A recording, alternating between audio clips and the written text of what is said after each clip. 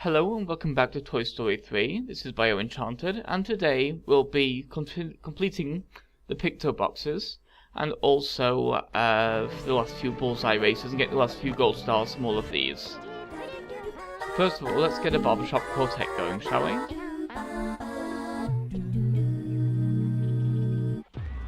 Seems to be encroaching on the lounge singer there, like they were threatening him. This is their town.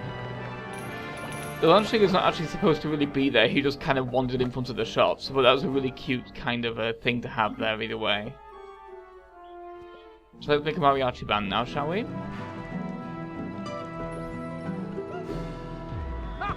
They're chill guys, I like them.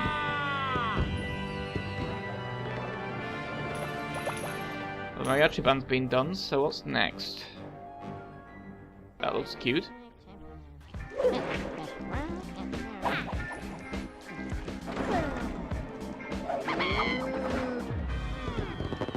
I like all the things they seem to go for kind of like a Charlie's Angels kind of a thing over the music. Or maybe Mission Impossible actually as well, but yeah.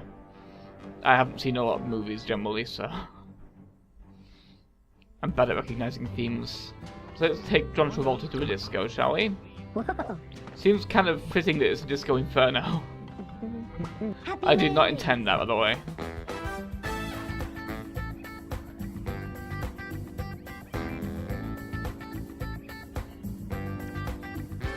The white sideburns are weird though, that kind of bugs me with the black hair and the white sideburns. Looks more like toupee glue that's just dripping. So we have a few special hat parties. Ooh. That's a cute twist, that one, I like that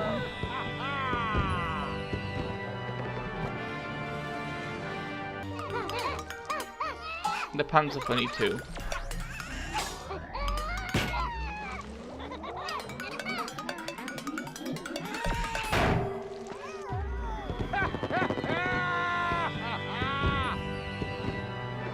That looks like fun, I'd join that party.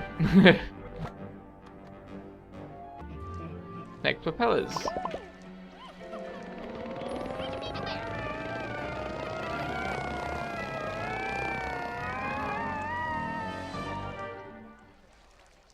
Did you really expect anything else? What else could ever happen there, really? Given this game, what else could you have expected apart from that? This is cute, I like the way it incorporates the Teen Racer, that's really cute. The tiny little clown car, race car and everything. I like that they actually gave them a prop on that one, that's a prop that you've actually seen before as well, not just like the random things like the cauldron, but one you've actually interacted with yourself. And this one's just weird. Seriously, what even happened? What? Really? Fine, I won't question it. Let's just move on and pretend that didn't happen, shall we, for the final one?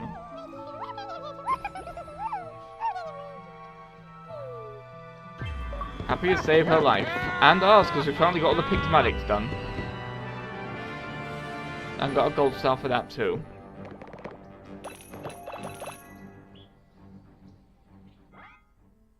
So next, of course, we're going to ignore that, because we only have a couple more gold stars to get now. We've got 101 out of 103, which is quite a number, really. We've only got 2 more to get. But to get them will be require some doing. It will require some doing. Because one of them is a little bit obnoxious with what it actually needs compared to what it tells you need, but we'll get to that when we get to it. For now, we're heading over to summon a particular buddy of ours, Bullseye. Of course, we have a lot of bullseye races we haven't done yet, and that is where the gold stars lie.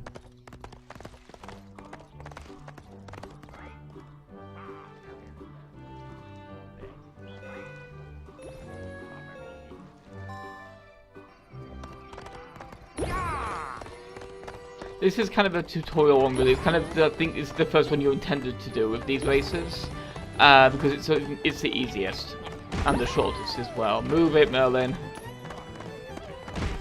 You guys too. You're not wanted here. Those bandits must be really confused. Does he not even care? He just ran past us. I thought he was coming for us. Bewildering bandits is always fun, though. Especially if they're allegations about Mayor Ham, when there were actually very good allegations to make that weren't those ones. I mean, who cares about if he plots being underwater aerobics, as long considering he's also evil beyond that.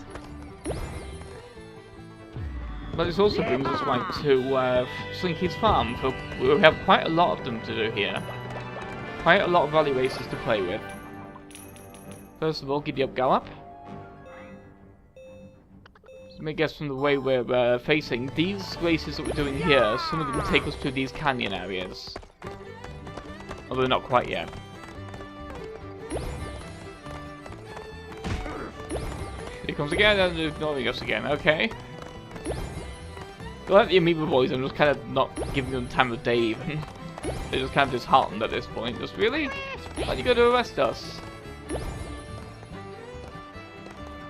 I don't really just want to use this bridge though. I like the way the these kind of environmental features are used, including this little plateau here, the little platform, to give a little extra variety to the actual maneuvers. A little time wasted there, but not much. And we're practically done anyway.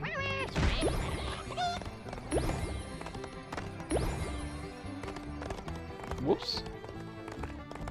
Luckily we have plenty of time before we run out here, so just need to loop back around.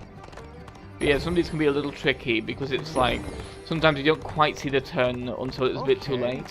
You actually saw that as well in the very first level of the game when I first started this, because there were a few moments where I was trying to get that one card at the beginning of the game, pretty much, so off the cliff as bullseye, that I kept just falling a little bit short of, because I was either going a little bit to the left of it or a little bit to the right of it, because of the angle on the and the speed you're moving at that point. Because unlike this, in the first level you can't stop bullseye or slow him down. You're stuck at top speed all the time because of the nature of the level. But of course now we're actually exploring these canyon areas properly. Now that we've got all of the stuff here, we just need a few races to do here now. Sorry, I kind of got grammar backwards there. We need to do a few races here now. That's better.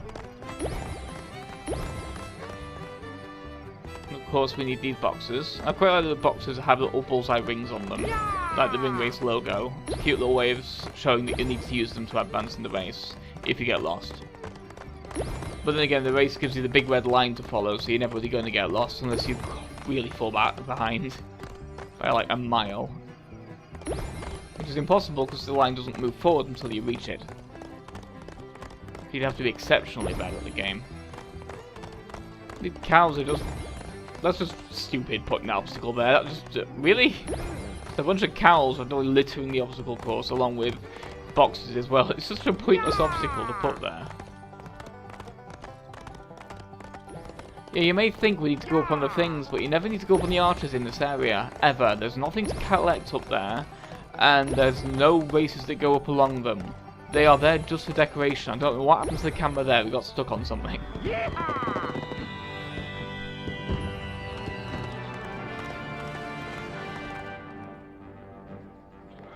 And of course now we have the other race going around Bullseye Canyon. A slightly different route. Just as circuitous. But this one's more interesting because it actually has a few different mechanics here. In these fences we have to jump, as opposed to going through rings, now we have to jump fences. I remember having trouble on this one when I first did it, but I can't recall why. It may be that if you crash into a fence it's failure, or something like that. I couldn't quite recall, but I remember having trouble with it. There's something unique about it that you can't just kind of screw up on. But it's an interesting gimmick to the race, and it gives you an extra kind of mechanic, and it's a bit more realistic than the ring races anyway for a horse race, because this is what you actually do in horse races. You jump the... well, in some cases, of course. In show jumping, you do this. But you know what I'm getting at. It's something that horses are actually known for doing. Jumping over these little fences.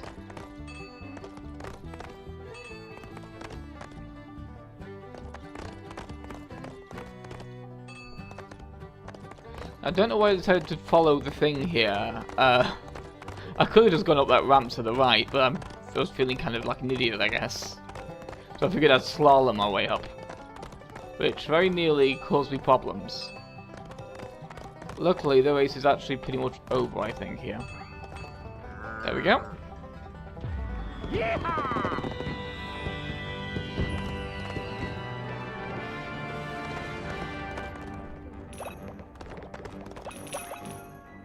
This one, oh no, that one. The one I'm about to do is fairly interesting. We're looking forward to showing this one off, because this one requires quite a lot of tricky jumping. The bomb burner race. This is one of the more difficult races for Bullseye to get a decent time on, because it's the most technical race for this character in the game. Well, mechanic rather, but yeah. So also, we actually need to take a different path here, which we've never had to do at speed before. Of course, you let us jump up. This is a pretty cool area to have to do this kind of race on though, because it's very precarious. And here, of course, we have even more technical show jumping, getting on top of these boxes and on top of the barn too. Yeah, I think the barn only really has that one place it can go, because otherwise that race would be undoable, as far as I can tell anyway. They might just change the box layouts. Not certain, I've never not put the box there. I mean, the barn there. No, yeah, if you don't have a good run-up, these boxes can be a bit annoying. Like I said, this is one of the more technical races. If you screw up, it can really set you back. There we are. Still going to manage it, just not well. Of course, we're actually going places where you'd never normally take a horse, which is fairly interesting. And then that jump, if you don't actually jump there, you can really, like, screw yourself out the entire race, because you're not going to get up there in time. Good enough. And for that, we get the gold star riding the range, which we got for moving Bullseye in a particular amount of distance. Well, riding Bullseye a particular distance. Here is the final actual race of the game, the Quick Cactus Rally Race. Nice day, isn't it?